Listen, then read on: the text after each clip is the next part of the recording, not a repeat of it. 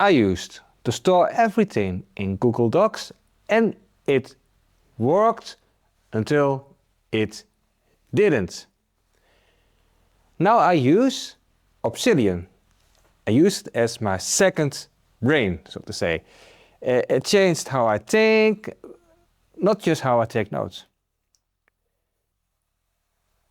In this video, I will show you a quick look on my system, some real examples, what worked and what didn't.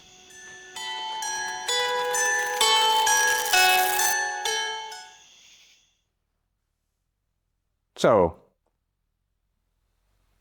what is Obsidian? That is a very good question. Yeah. It is a marked down based notes taking app. So you can take notes and put it in a Markdown, use Markdown to make it look nice, so to say. Also, it is an app that is locally on your system. So it's not sitting somewhere in the cloud. So if you would lose your internet, you can still access your notes, of course, if you are at your system. And it's also built around linking IDs,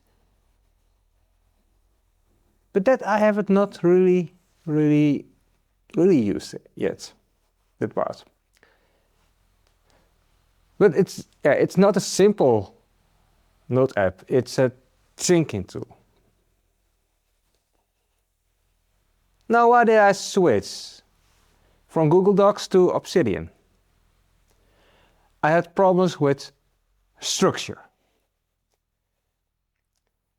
If you have documents everywhere and then how to reach them quickly, I mean, yeah, you can have a lot of tabs open in your browser, but it is not really user-friendly, although nowadays, for sure in Chrome, you can search for your open tabs. But still, yeah, it didn't feel like it was working for me anymore.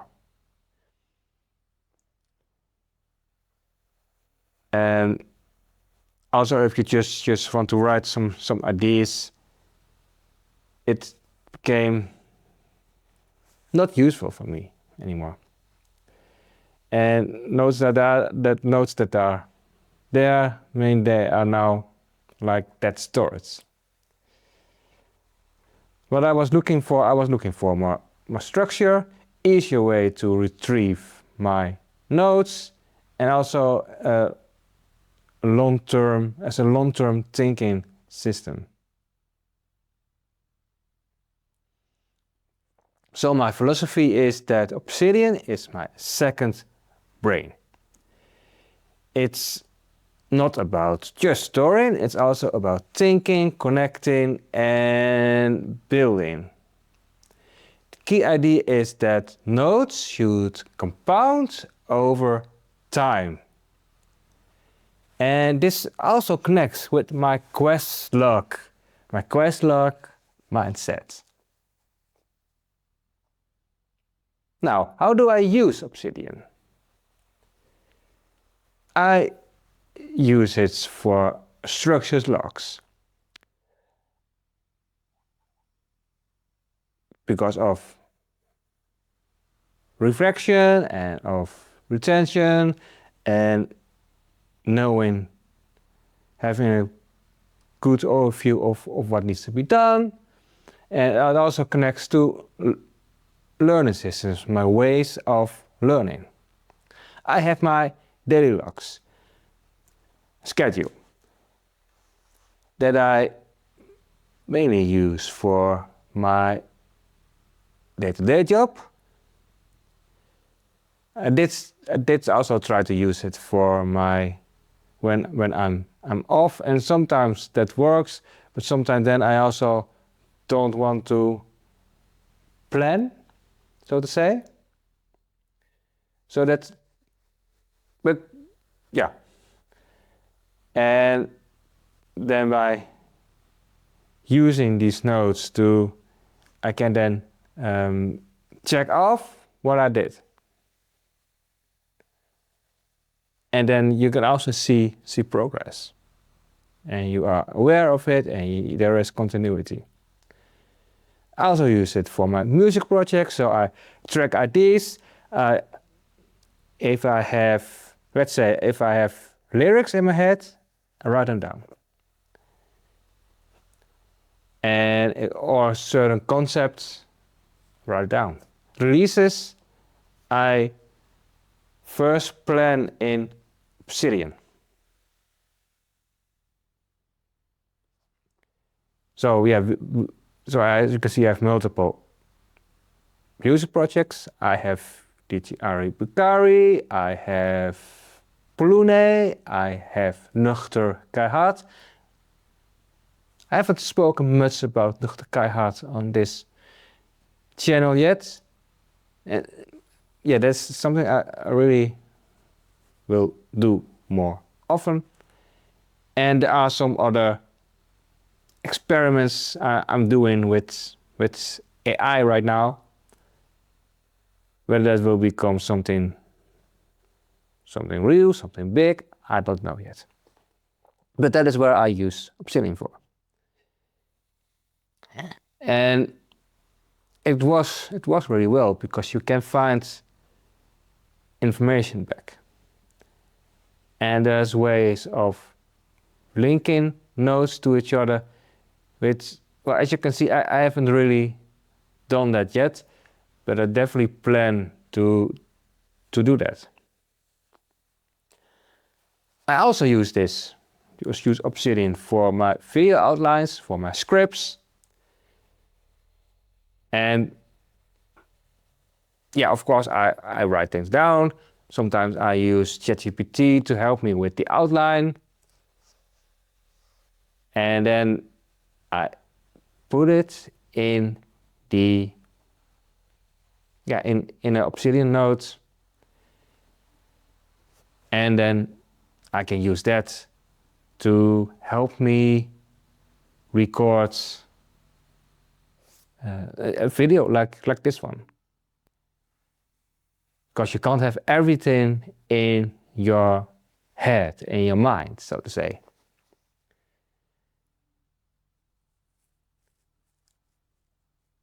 Now, I also have a lot of templates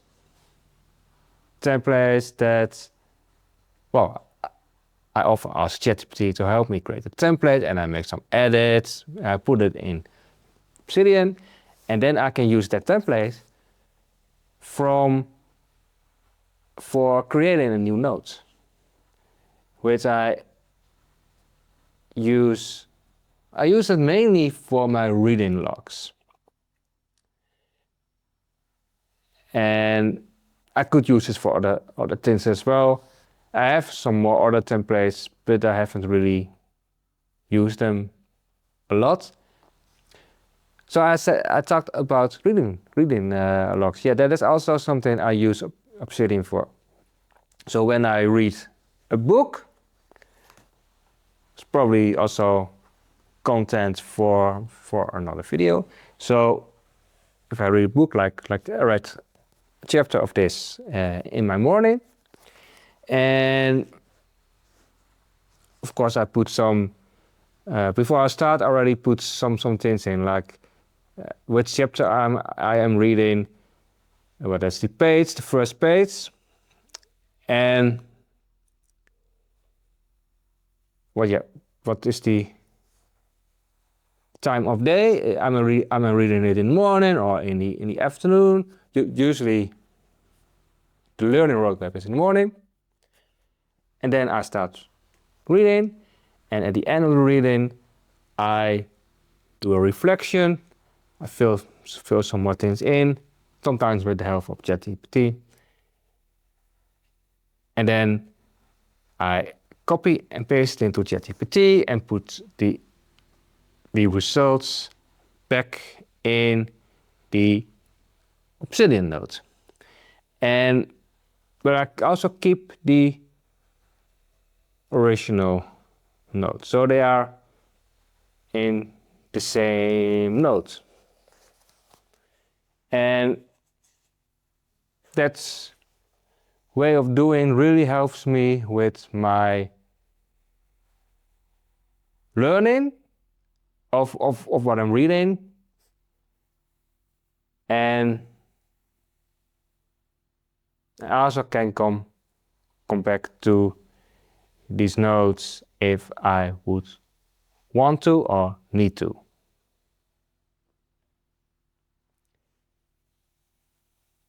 And well, there are also some other things I tried. I tried to use Obsidian as a database for my books that I own and for my video games.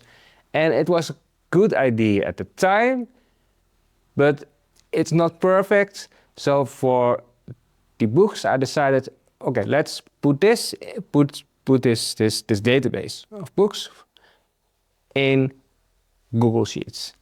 And that works a lot better. That said, it is possible to make some kind of database on Obsidian, but I did not find it to be working well for my use case. So the insight is that you should use the right tool for the job.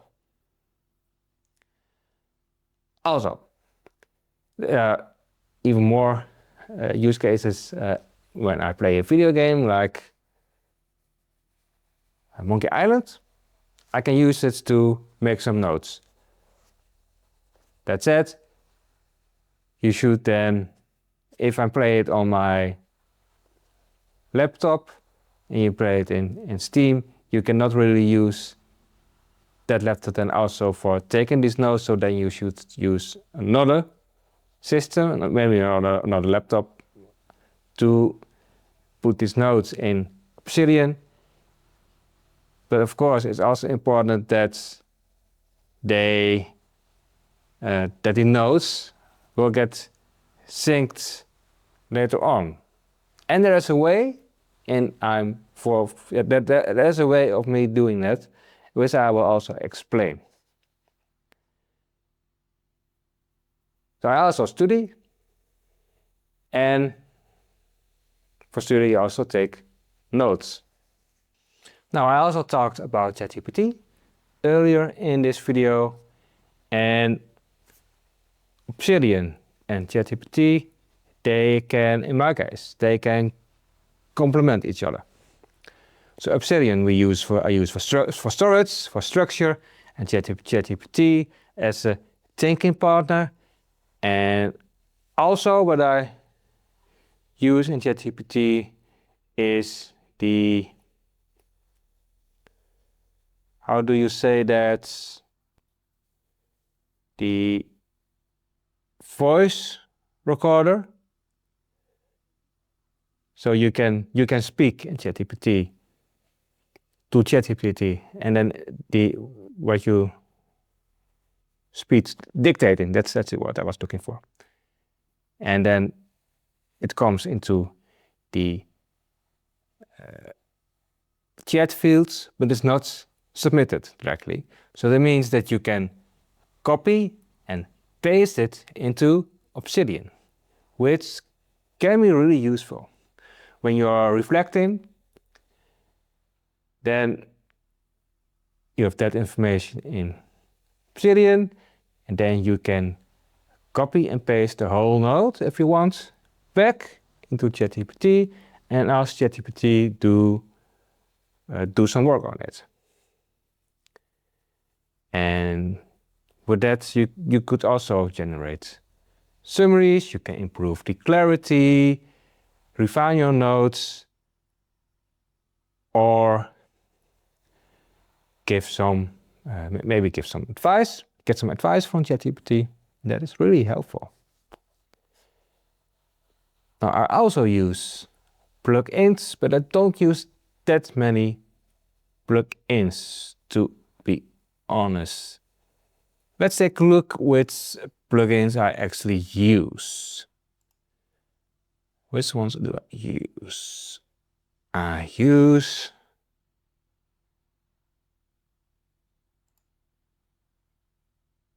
where are the plugins? Okay. I use Advanced Sales.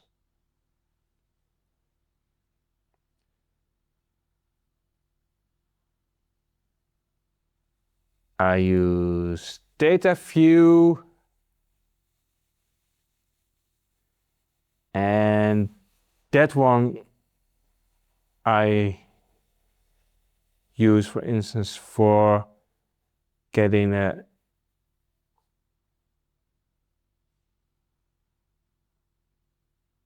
well, I'm not sure what I use it for. And I use the novel word count, which is well, it's helpful to see how many words there are in notes. And the templater. That one is for me the most useful one.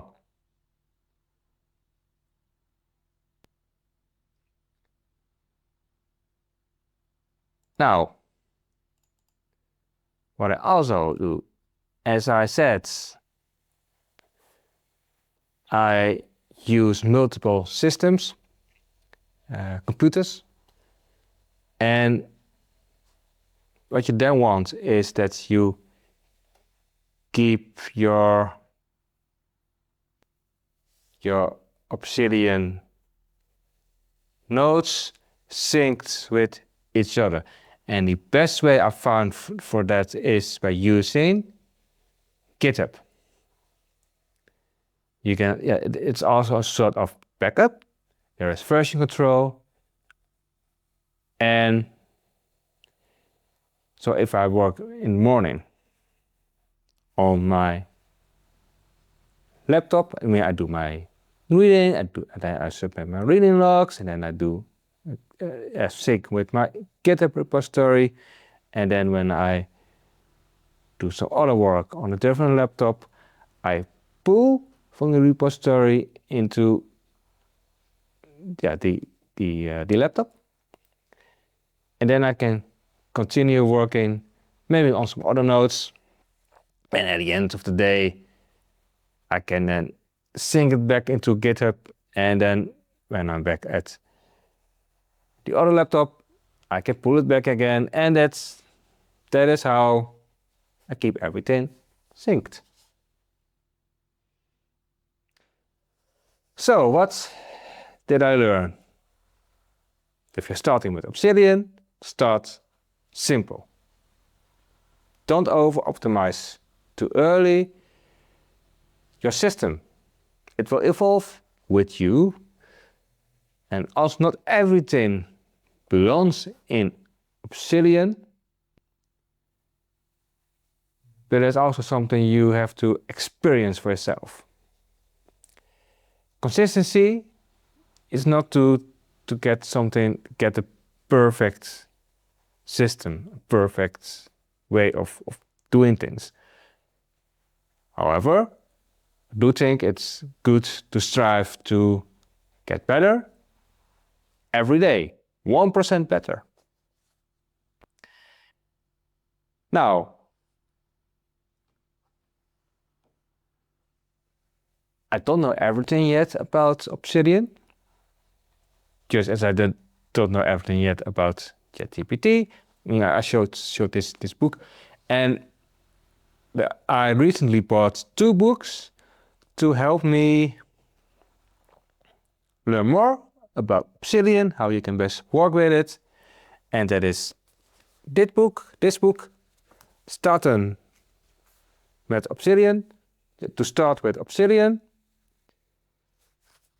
And there's a follow-up book, Verder met Obsidian, to get even further in using Obsidian. And I will start with reading this book in my mornings. And then it will be interesting to see whether my system of doing things as I do now will change. I can imagine that they will, because it's that there will be a lot of information in these kind of books that I don't know yet. And they are practical guys. They will help me refine my system, but how it will be refined, well, I will find out. So, to recap, Obsidian is not about nodes, it's about thinking. And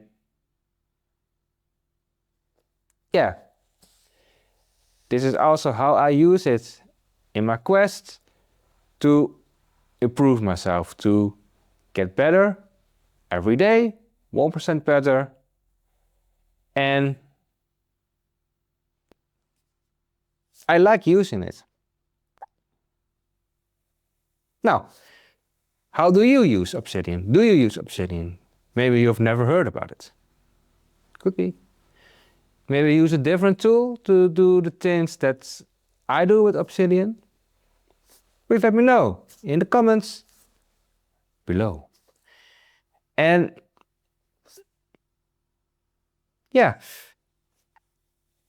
this was a video about Obsidian, how I use it, what I use it for.